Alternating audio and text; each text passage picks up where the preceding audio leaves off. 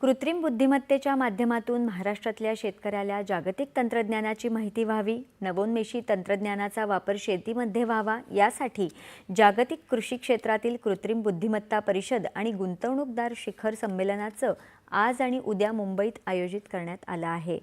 राज्यात आयोजित जागतिक कृषी क्षेत्रातील कृत्रिम बुद्धिमत्ता परिषद आणि गुंतवणूकदार शिखर संमेलन राज्यासाठी आणि कृषी क्षेत्रासाठी निर्णायक क्षण असल्याचं मुख्यमंत्री देवेंद्र फडणवीस यांनी परिषदेच्या उद्घाटन कार्यक्रमात सांगितलं।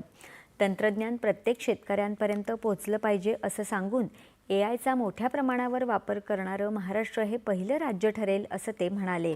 शेतकऱ्यांसाठी तयार करण्यात आलेले प्लॅटफॉर्म यापूर्वीच 30 लाख लाभार्थ्यांपर्यंत पोहोचले असून त्याचा विस्तार सुरूच असल्याचं मुख्यमंत्र्यांनी सांगितलं।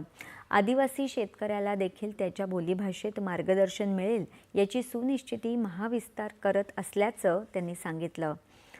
महाॲग्री एक्सचेंजच्या निर्मितीमुळे डेटा शेअरिंग आणि नवोन्मेषाला बळकटी मिळणार असल्याचंही त्यांनी सांगितलं। महाराष्ट्र केवळ राज्यासाठी नाही तर संपूर्ण ग्लोबल साऊथसाठी उपाय शोधत असल्याचं मुख्यमंत्र्यांनी सांगितलं। या कार्यक्रमाला केंद्रीय मंत्री डॉक्टर जितेंद्र सिंह उपस्थित होते। एआय इम्पॅक्ट शिखर परिषदेनंतर तात्काळ ही परिषद होत असल्याचं सांगून या परिषदेचं महत्त्व सिंह यांनी अधोरेखित केलं। कृषी क्षेत्रातल्या एआय उपयुक्ततेविषयी त्यांनी सांगितलं। इन्फोसिसचे अध्यक्ष आणि सहसंस्थापक नंदन निलेकणी यांचं बीजभाषण यावेळी झालं। कृषी, शिक्षण आणि ऊर्जा यासारख्या क्षेत्रातील परिवर्तनात भारत नेतृत्व करेल असा विश्वास निलेकणी यांनी यावेळी व्यक्त केला।